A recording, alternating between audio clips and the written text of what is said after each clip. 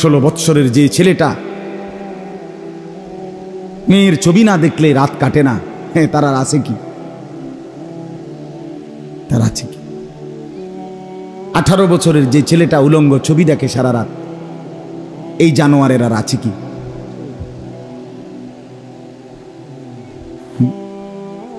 তার আর বাকিটা কি?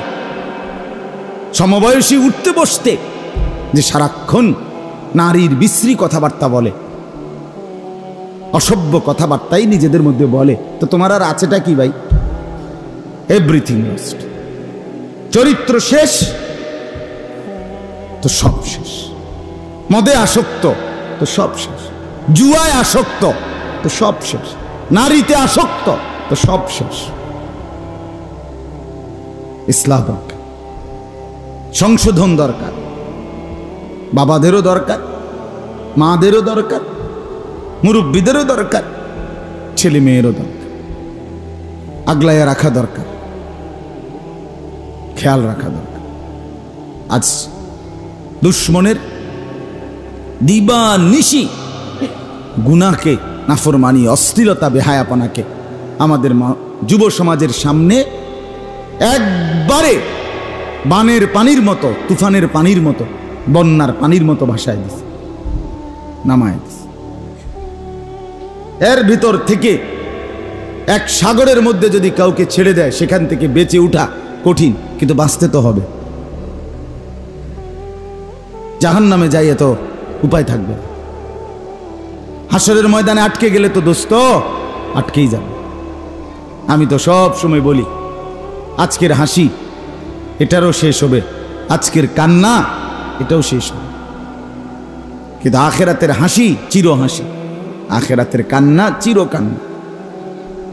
এজন্য বাপ, ভাই, বন্ধু সবাই সবাই সবাই ফিকির করে, সবাই ফিকির করে, সবাই ইসলাহি মাহফিল।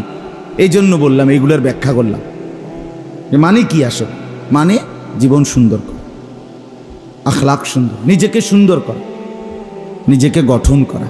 শুধু শুধু বসে বসে পরের সমালোচনা, পরের বদনাম, পরের বিরোধিতা না।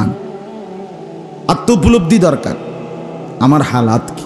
আজ মরলে, আমি হাসরের ময়দানে দাঁড়াইলে ঠিকব তো? মাথার চুল থেকে পায়ের নখ পর্যন্ত আমাদের যার যেই অবস্থা, এই অবস্থায় হাসরের ময়দানে দাঁড়াইলে আল্লাহর সামনে টিকবেন তো? আপনার ঘরে প্রতিদিন রঙিন টেলিভিশন চলে, ছেলে মেয়ে স্ত্রী সন্তান প্রতিদিন আপনার ঘরে রঙিন টেলিভিশনে নাচ গান দেখে, নর্তকী দেখে। এই অবস্থায় কবরে গেলে টিকবেন তো? ছেলেরা বাপ, সারাদিন তুমি উলঙ্গ ছবি, নাচ গান, জিনা, ব্যভিচারের দৃশ্য, একটা সেজদা তোমার কপালে নাই। এই অবস্থায় তুমি কবরে গেলে টিকবা তো আল্লাহর কাছে? ভাবেন। ইস্তাফতি কলবা। নবীজি সাল্লাল্লাহু আলাইহি সাল্লাম বলছেন, উম্মত, দিলকে প্রশ্ন করো, তোমার অন্তরকে বলো।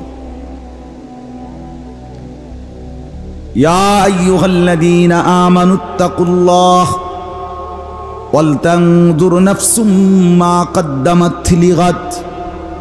আল্লাহ বলেন, মুমিন, আল্লাহকে ভয় করো, আর তুমি লক্ষ্য করো, হিসাব করো, আগামীকাল কিয়ামত, আখিরাতের জন্য আজ দুনিয়ায় তুমি কি পাঠিয়েছ। এশার নামাজ পর্যন্ত শেষ। তো এই সারাদিনের হালাত বলো। 5 ওয়াক্ত নাম, আমি ফজরের নামাজ আমার বাসার সামনের মসজিদে জামাতে পড়ছি।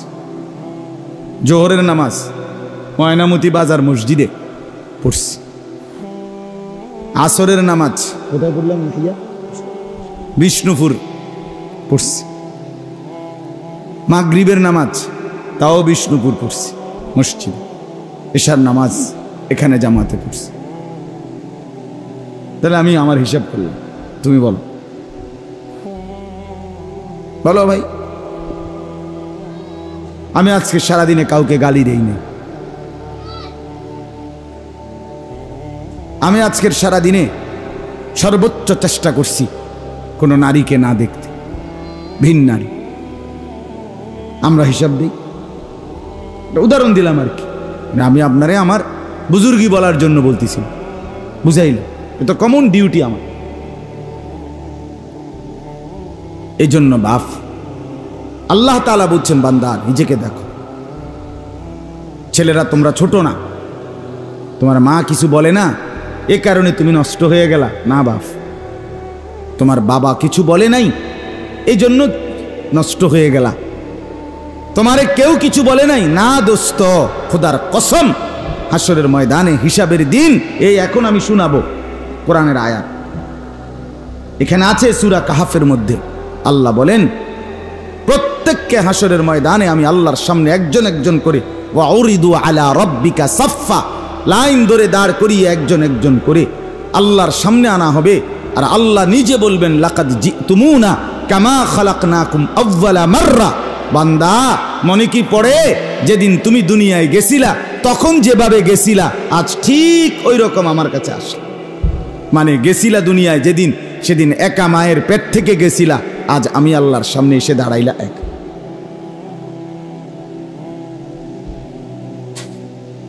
বাল জাআমতুম আল্লান নাজআলা লাকুম মাওঈদা, তুমি মনে মনে ভাবছিলা এমন একটা দিন হবে না, তুমি ভাবছিলা টেলিভিশনের কথা সঠিক হয় কিন্তু কোরআনের কথা সঠিক হবে না, তুমি ভাবছো টেলিভিশনের খবর ঠিক হয়, টেলিভিশনে কইছে ময়মনসিংহে বাস অ্যাক্সিডেন্ট হয়েছে, তুমি এটা বিশ্বাস করছো। আমি আল্লাহর কোরআন থেকে বলছি হাসরের ময়দান হবে, তুমি এটারে পাত্তা দিলা না। হ্যাঁ, টেলিভিশনে বলছে, দুনিয়ার ডাক্তারে বলছে মিষ্টি খাবেন না, ডায়াবেটিস বেড়ে যাবে, আপনি মেনে নিলেন, ছেলেটা মেনে নিল। আল্লাহ তাআলা বলছে সুদ খাবে না, জাহান্নামে যাবে, এটা কেন পাত্তা দিলেন না?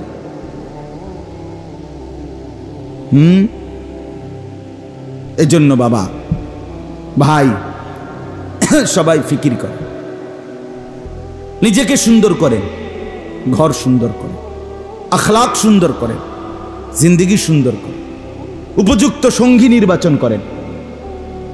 চারটি জিনিস গুরুত্বপূর্ণ খেয়াল রাখা, নফসের ধোঁকা, মনের চাহিদা মতো যেন না চলি।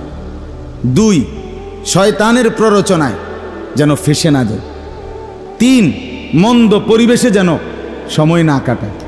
4, মন্দ সঙ্গীর সাথে যেন না চলি। এই 4 জিনিস জরুরি। নফসের ধোঁকা মানে মনের চাহিদার ধোঁকা, আমার মন চায়। 2, শয়তানের ধোঁকা। 3, মন্দ পরিবেশ। 4, মন্দ সঙ্গী। নফস সারাক্ষণ প্রথম গুনার দিকে আমন্ত্রণ করে। ইন্না নাফসা লাআম্মারাতুম বিসসু, আল্লাহ কোরআনে বলছে নিশ্চয়ই তোমাদের মনের চাহিদা প্রথম তোমাকে বলবে গুনাহ করতে, নাফরমানি করতে। 2 নাম্বার শয়তান, আল্লাহ কোরআনে বলছে ওয়া মান ইয়াত্তাবি' খুতুওয়াতিশ শাইতান ফাইন্নাহু ইয়া'মুরু বিল ফাহশা'i ওয়াল মুনকার, যে শয়তানকে অনুসরণ করবে সে তোমাকে শুধুই কেবল অশ্লীলতা আর গুনাহের কথা বলতে থাকে, বলতে থাকে। 3 নাম্বার মন্দ পরিবেশ, ওয়া ইদা মাররু বিল লাগবি মাররু কিরামা, আল্লাহ বলে আমার জান্নাতি মুমিন তারা যখন মন্দ পরিবেশ দেখে, গুনার পরিবেশ, এখানে টেলিভিশন চলছে, এখানে গান বাদ্য হইতেছে, এখানে নাচ গান চলতেছে, এখানে ভিন নারী আসা যাওয়া করছে, তো যেখানে গুনার পরিবেশ, আল্লাহ তাআলা বলছে আমার জান্নাতি বান্দা তারা, আমার প্রিয় বান্দা তারা, আমার রহমানের বান্দা তারা, যারা এরকম পরিবেশ দেখে ভদ্রচিতভাবে পাশ কাটিয়ে চলে যায়, থামে না, থামে না। মন্দ পরিবেশ গুনাতে ফাঁসায় দিবে। 4 নাম্বার হলো মন্দ সঙ্গী। মন্দ সঙ্গী, মন্দ সঙ্গী এ বসছে ভালো কাজে ওয়াজ শুনতে, আস্তে ডাক দিছে, চোখের ইশারা, ওঠ কিতা চটপড়ি, এই গেল গা চটপড়ি খাইতে, ওঠ ওইদিকে দুই চারটা মেয়ে দেখছি ঘুরে, চল আটটাই, কথা বুঝছেন না? হ্যাঁ, খালাস, শেষ। মন্দ সঙ্গী, দুষ্ট সঙ্গী সবচেয়ে খতরনাক, সবচেয়ে খতর। নাফরমান, পাপী, অসভ্য, দুশ্চরিত্র, বেনামাজি, বেহায়া এর লগে চললেই অল্প সময়ের ব্যবধানে আপনার মধ্যে সে আসর আসবে। আল মারউ আলা দীনে খলীলিহি, আল্লাহর নবী সাল্লাল্লাহু আলাইহি ওয়াসাল্লাম বলেন, প্রত্যেক মানুষ তার সঙ্গীর দ্বারা প্রভাবিত হয়। হাদিসে সঙ্গীর রঙে, বন্ধুর রঙে মানুষ সাজে। বন্ধুর রঙে একসাথে চলি ফিরি, দোস্ত তোর এটা পছন্দ, ঠিক আছে, এটা আমারও পছন্দ, আমরা ফ্রেন্ড যেহেতু। এই ফালিয়ানজুর আহাদুকুম মান ইউখালিল, নবী সাল্লাল্লাহু আলাইহি ওয়াসাল্লাম বলেন, অতএব আমার উম্মত সবসময় লক্ষ্য রেখো কাকে বন্ধু বানাচ্ছে, কাকে বন্ধু বানাচ্ছে।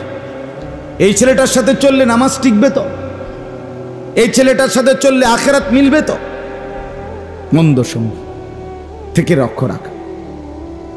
আল্লাহর নবী সাল্লাল্লাহু আলাইহি ওয়াসাল্লাম বলেন, লা তুসাহিব ইল্লা মুমিনান, কোন ঈমানদার ছাড়া কাউকে সঙ্গী বানাবেন।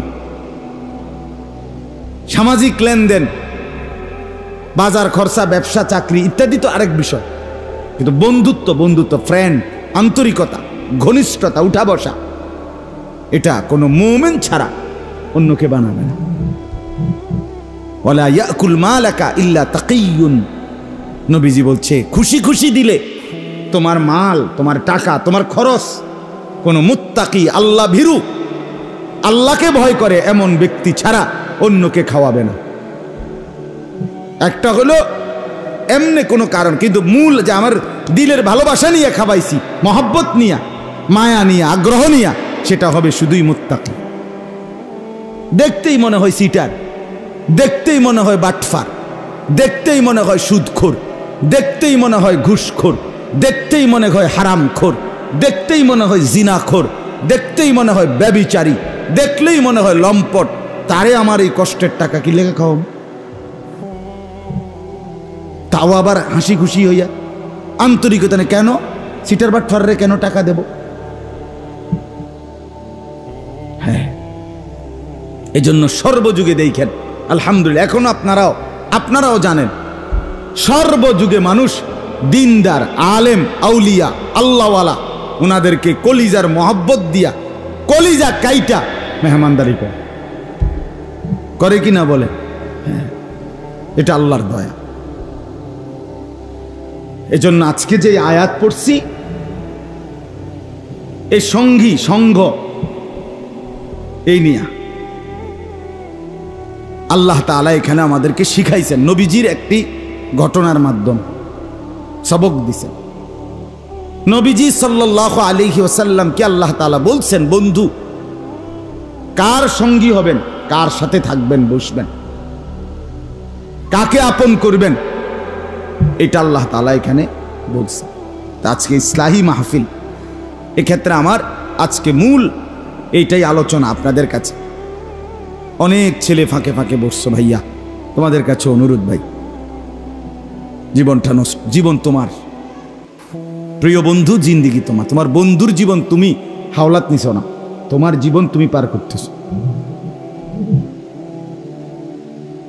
তোমার সমবয়সীর জিন্দিগি তুমি পার করছো না, তুমি তোমার হায়াত পার করছো। হতে পারে সে তোমার আগে মরবে, অথবা তুমি তার আগে মরবে। কোনো বন্ধু এমন হয় না যে দুই বন্ধু একই দিনে একসাথে মরবো, এমন কি হয়? কাজে কিসের বন্ধু হবে? আমার হায়াত আমি পার করছি, তার হায়াত সে পার করছে। আমার সময় আমার যাচ্ছে, তার সময় তার যাচ্ছে।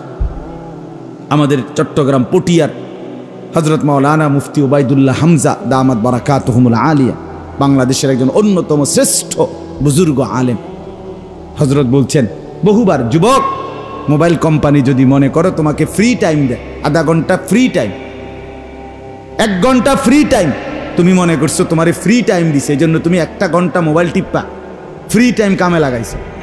হযরত দারুণ কথা বলছে, যদি ফ্রি টাইম তাহলে কি এই যে মনে করেন এখন 10টা বাজে, কোম্পানি আমারে 1 ঘন্টা কি দিছে ফ্রি টাইম, এটা আমি ব্যবহার করলাম, টিপলাম মোবাইল, 1 ঘন্টা পরে এখন কোম্পানির বাজবে 11টা, আমার বাজবে 10টা, ঠিক না? কথা কও না ভাইয়া? এটাই ঠিক। মানে আমনের হায়াত তখন তো 1 ঘন্টা গেছে না, ফিরলে আমনের কিটা তো কোম্পানির টাইম, বোঝেন না কথা না? Free time. এই এবার বুঝছেন আমার কথা? মানে আমার টাইমটা গেছিনি, মানে আমার হায়াত গেছিনি, তাইলে তো ফ্রি কই? ফ্রি কোথায়? কোম্পানি ফ্রি দিল কই? এটা তো আমার থেকে গেল, আমার 1 ঘন্টা গেছে না, তো আমার এই টাইম আমি আবার ফেরত পাবো? তাইলে এই জন্য খোদার কসম, কোম্পানির বাফেরও ক্ষমতা নাই তোমার ফ্রি দেওয়াটাই, তোমার হায়াত থেকে কাটে। বন্ধু তোমার আড্ডার জন্য নিছে, দোস্ত তাহলে এই টাইমটা তোর হায়াত থেকে যাব, আমারটা না যাক, হবে কি এরকম? তো হায়াত আমার, সময় আমার, জিন্দেগি আমার। আল্লাহ তাআলা আমাদেরকে বুঝার তৌফিক দান করে।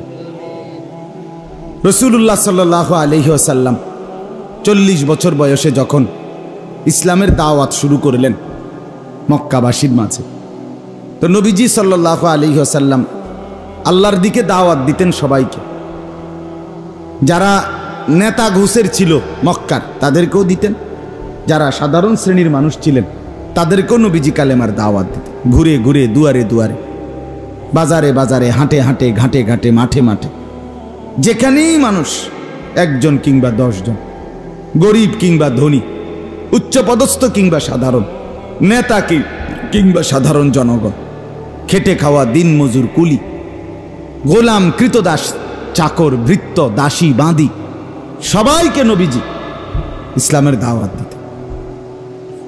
এটাই ছিল নবী সাল্লাল্লাহু আলাইহি সাল্লামের মেহনত।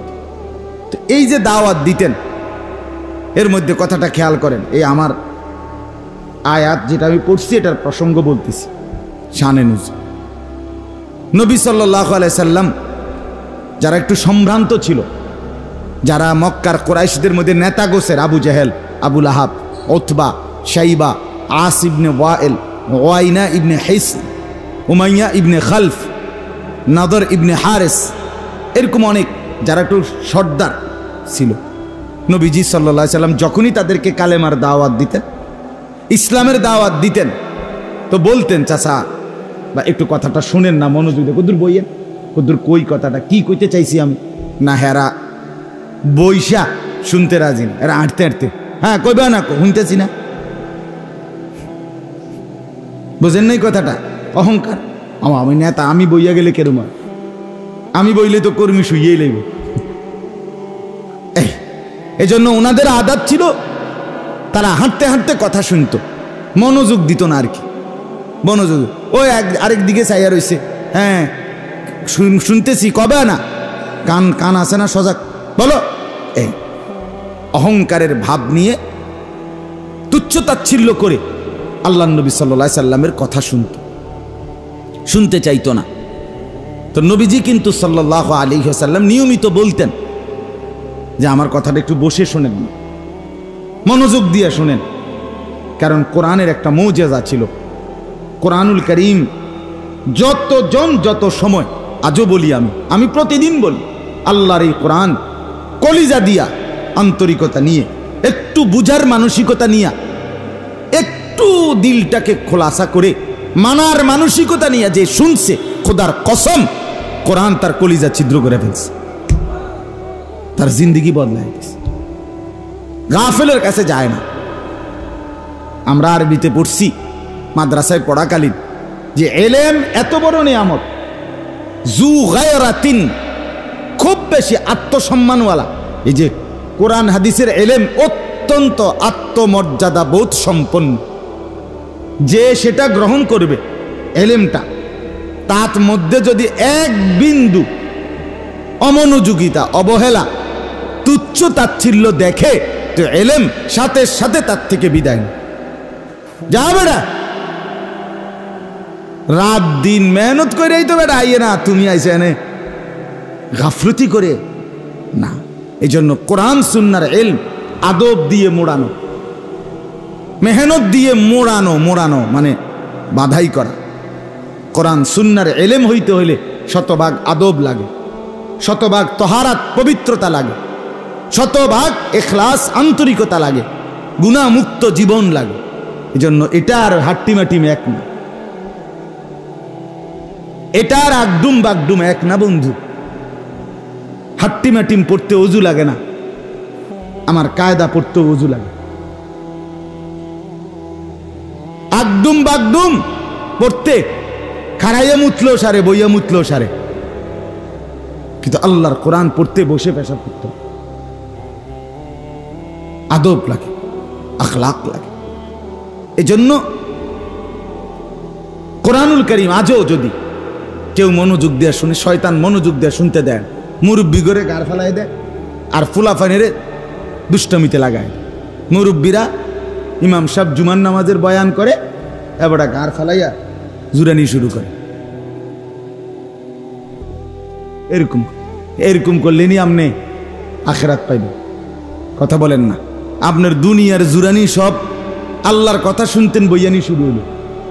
মসজিদে ঢুইকা 12:40 12:50 ইমাম সাহেব বয়ান শুরু করে 1টা বাজার 10 মিনিট আগে, এই সময় নিয়ে আপনার দুনিয়ার ঘুমায়ন শুরু হয়। আপনিও সময় অন্যান্য দিন, সপ্তাহের অন্যান্য দিন 12:30 1টার দিকে আপনি ঘুম যাননি কই না? তো আপনি তো জোহরের আগে ভাত খাইয়া, দুপুরের পরে ভাত টাত খাইয়া না শুন, তো এখন কে আপনি 12:30 বাজে জুড়াইতে আছেন? এখন কেন আপনি 1টা বাজে ঘুমান?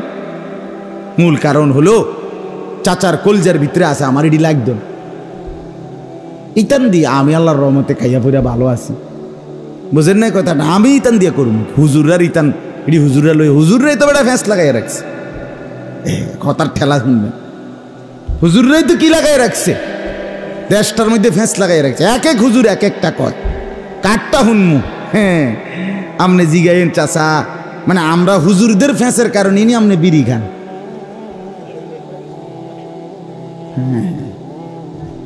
অসভ্যতার সীমা থাকা উচিত না, ফালতু কথার সীমা থাকা উচিত। আমরা হুজুরদের ফ্যাঁসের কারণে নি আমনে সাদওয়ানে টেলিভিশন চান, মানে আমরা হুজুরের ফ্যাঁস লাগছি দেখে নাকি? কথা বলেন না কেন?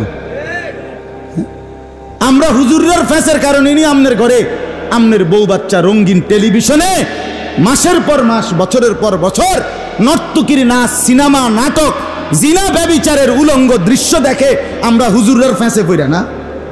আমনে যে সুদ খান আমরা হুজুরদের ফ্যাঁসে পড়া নাকি?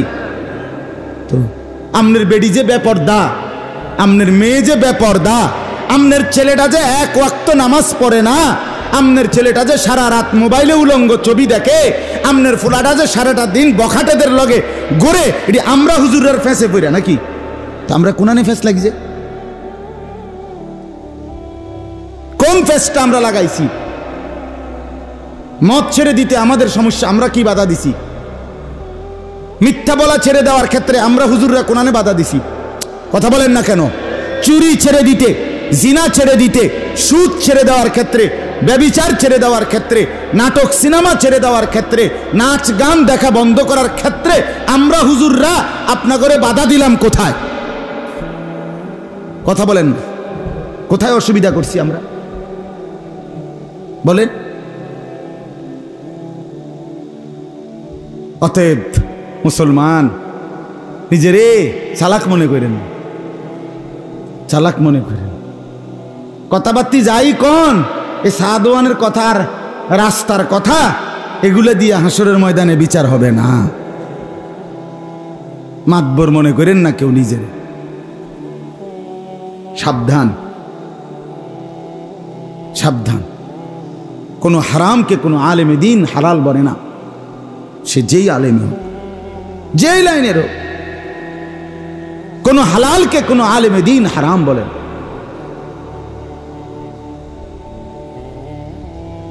এজন্য দয়া করে প্রত্যেকে ফিকির করে। তো বলতেছিলাম রাসূলুল্লাহ সাল্লাল্লাহু আলাইহি সাল্লাম মক্কার কুরাইশ সর্দারদেরকেও দাওয়াত দিতেন, তো তারা মনোযোগ দিয়ে কি করতো না, শুনতো। নবীজি অহরহ আবেদন করতেন যে কদ্দুর বইয়েন না, মনোযোগ দিয়ে শুনেন, শুনতো না। তো একদিন মক্কার কুরাইশদের একজন সর্দার, উয়াইনা ইবনে হিসেন তার নাম, সে আরো কয়েকজন সর্দারকে বুঝাইছে, চল মোহাম্মদ প্রত্যেক দিন বলে, তার কথাটা কদ্দুর বইয়া শুনতাম মনোযোগ দিয়া, চলো আজগা আমরা গিয়ে কদ্দুর বইয়া শুনি, আমরাও কদ্দুর শুনি, পরে আমরাও কম, মানে আমরাও হেরে বুঝাম। তো হেরা কথা, আচ্ছা চলো, সবসময় যেহেতু বলে, আচ্ছা চল আজকে গিয়ে বইয়াই শুনি যা। তো নবীজি সাল্লাল্লাহু আলাইহি সাল্লাম আরেক পাশে কাবা ঘরের বসা, তো তারা আসছে কয়েকজন সর্দার মক্কার কাফের, আইসা দেখে নবীজি সাল্লাল্লাহু আলাইহি সাল্লাম কয়েকজন সাহাবী নিয়ে বসে আছে। ঘটনাচক্রে এই জাগরে নিয়ে বসে রয়েছেন, আল্লাহরই কুদরত, এরা সব দুর্বল সাহাবী, যারা ইসলাম গ্রহণের পূর্বে গোলাম ছিল, কৃতদাস ছিল, বাগানে কাজ করত, এরকম দুর্বল অসহায়, খাব্বাব, খুবাইব, আম্মার, বেলাল, এরকম সাহাবীরা এগরে লইয়া বইয়া রয়েছে, সবাই দুর্বল।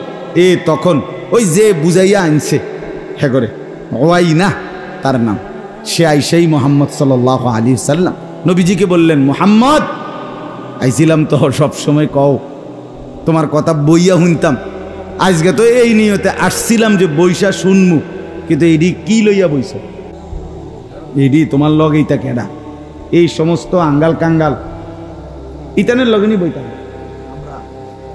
আমরা, হ্যাঁ এগোর লগে কি সেদিনে তো ফিটলাম এগরে,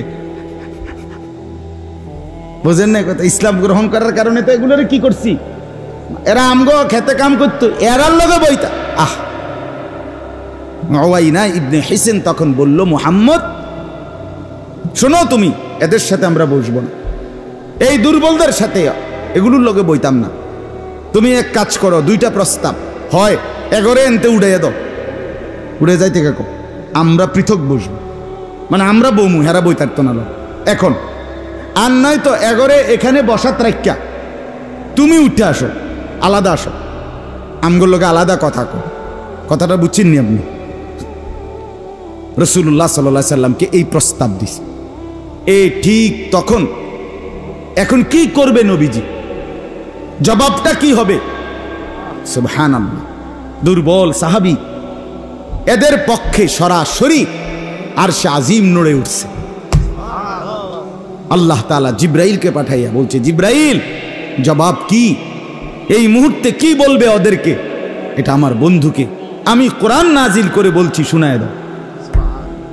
ওয়াসবির নাফসাকা, এই দেখেন সঙ্গী বানাবেন কাকে, চলবেন কার সাথে, বসবেন কার সাথে, সম্পর্ক গড়বেন কার সাথে, জীবনটা চালাইবেন কারদের লগে, আল্লাহ শিখাই দিছে নবীজির মাধ্যমে আমাদেরকেও। একবারে এক আয়াতে দুই কথা স্পষ্ট, যে বন্ধু বানাবেন কাকে, সঙ্গী বানাবেন কাকে, আর সঙ্গী বানাবেন না কাকে, দোনোটাই নবীকে আল্লাহ তাআলা দেখাই দিছে। ওয়াসবির নাফসাকা মাআল্লাযীনা ইয়াদউনা রাব্বাহুম বিল গাদাতি ওয়াল আশিয়্যি ইউরিদুনা ওয়াজহা, হে নবী আপনি আপনাকে মজবুতভাবে, দৃঢ়ভাবে তাদের সাথে বেঁধে রাখুন যারা আমি আল্লাহর সন্তুষ্টির উদ্দেশ্যে সকাল সন্ধ্যায় আমি আল্লাহকে ডাকতে থাকি। তারা দুর্বল হোক, ফকির হোক, দিনমজুর হোক, ভিখারি হোক, কাঙ্গাল হোক, কিন্তু তারা সকাল সন্ধ্যায় দিবানিশি আমার সন্তুষ্টির আশায় আমাকে ডাকে। একবার সেজদা করে, একবার তাসবিহ পড়ে, একবার কোরআন পড়ে, একবার জিকির করে, একবার তেলাওয়াত করে, একবার তাহাজ্জুদ পড়ে, একবার আওয়াবিন পড়ে, একবার 5 ওয়াক্ত নামাজ পড়ে, একবার রাত গভীরে চোখের পানি ফেলে কাঁদে, তো তারা সারাক্ষণ আমাকে নিয়ে পড়ে আছে। আপনি তাদেরকেই সঙ্গী বানান, তাদের সাথেই থাকেন, তাদের সাথেই বসেন, নিজেকে দৃঢ়ভাবে তাদের সাথে বেঁধে রাখেন।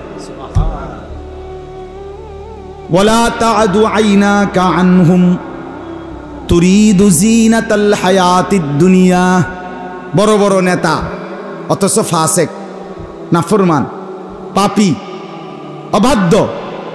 তো তাদেরকে আপনি তাদের লগে চললে ফিরলে দুনিয়ার দৃষ্টিতে সুন্দর মনে হবে। হ্যাঁ, দেখছুন কার লগে হাঁটে চলে, বুঝেন না কথাটা? হ্যাঁ, আল্লাহ বলেন এই দুনিয়ার সৌন্দর্য মনে হবে, এই কথা ভেবে আপনি কোনো অবস্থাতেই এই কাফের বেঈমান, সে যত সম্ভ্রান্ত হোক, যত উচ্চ বংশী হোক, যত বড় লিডার হোক, যত বড় ক্ষমতাবান হোক, যত বড় পয়সাওয়ালা হোক, চরিত্রহীন কাফের বেঈমান নাফরমান পাপী, আল্লাহর হুকুমের অবাধ্য, সেজদা নাই, গোলামি নাই, বন্দিগি নাই, আল্লাহ ডাইরেক্ট বলছে বন্ধু তাদের দিকে চোখ তুলেও তাকাবেন না। দূর বেড়া, যা বেড়া, দূর বেড়া, যা বেড়া। দুনিয়া ভোগ করতে করতে তুই ঠ্যাঙ্গালগি দিয়ে নাচস না, কি হইছেটা কি? যার কাছে আখিরাত পরিষ্কার তার কোনো সমস্যা নাই, কোনো সমস্যা নাই। আলহামদুলিল্লাহ।